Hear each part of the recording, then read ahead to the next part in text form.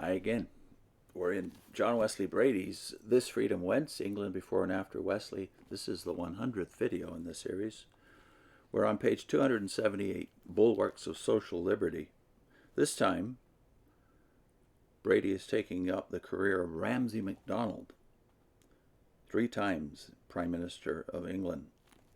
Any man who rises to the dizzy height of being 3 times Prime Minister of England will have many political foes, and if circumstances surrounding his premierships be analogous to those experienced by Ramsay MacDonald, such foes will be clamant and virulent.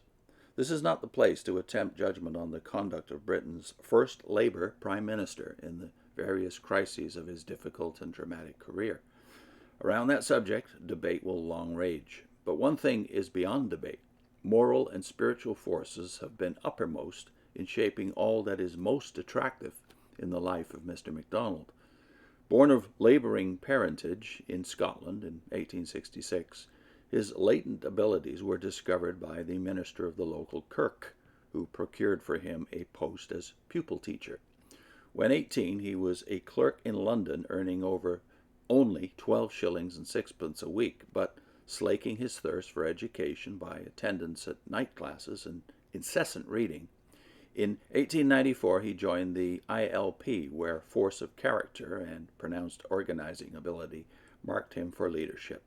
When 30, he married that noble, capable Christian woman, Margaret Gladstone, niece of Lord Kelvin. In 1899, he was made secretary of the Labour Representation Committee. In 1906, he was elected MP for the industrial city of Leicester. By 1911, he was leader of the Labour Party. His pacifism during the war caused him to refuse office and made him the target of vitriolic attack. From 1918 to 1922, he was without a seat in the Commons, but re-elected in the latter year, he was chosen opposition leader. In 1924, he became Britain's first Labour Prime Minister. In 1929, he formed his second Labour ministry. In 1931, to grapple more effectively with the perplexing conditions of the world economic depression, he sank party interest and headed a national government. MacDonald's public career and his writings alike show that consistently he has opposed the way of violence. Revolution was repulsive to him.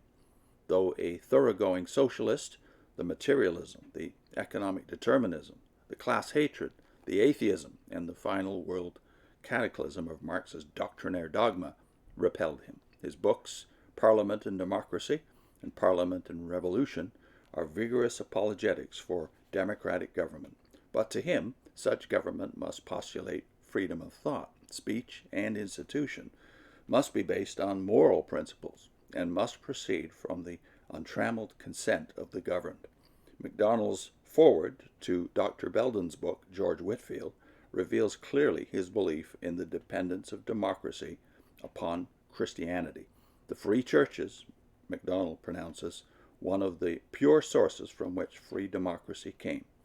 It was by the dynamic of free religion, he avers, that the masses were inspired to escape from the quagmire of misery and injustice, while again he maintains that the Christian faith, quote, preserved the masses from becoming soulless things, obedient to the convenience and advantage of economic forces.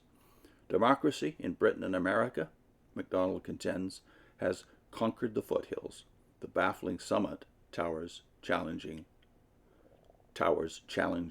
ahead. Can it afford, he asked, now to dispense with that ardor and devotion which only profound religious belief and stern ethical principle can provide?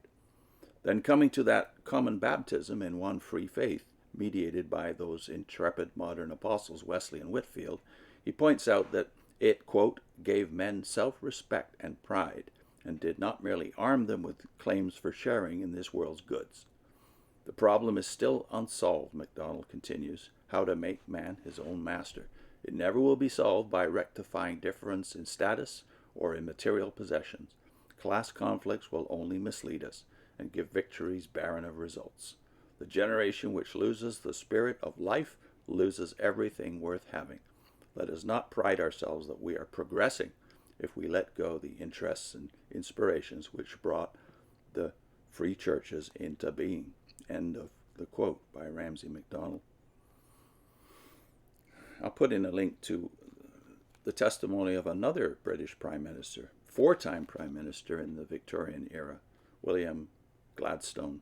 He wrote a book, which I read when I was a witness, by the way, called The Impregnable Rock of Holy Scripture. I was amazed to see that this man, in his old age, around the time that he was Prime Minister for the fourth time, and I think a little bit past it, he was writing a book called The Impregnable Rock of Holy Scripture about his faith in the majesty and the inspiration of the Holy Bible. That link is on your screen. Why don't we make men like this prime ministers or presidents anymore? Why don't we produce such men? That's the theme of the video.